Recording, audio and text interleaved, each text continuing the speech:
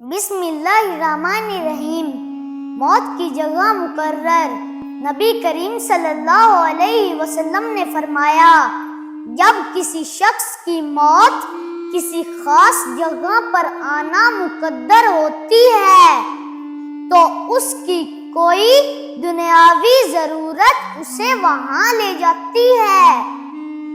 جب وہ اپنے آخری قدم تک پہنچ جاتا ہے تو اللہ اسے فوت کر لیتا ہے۔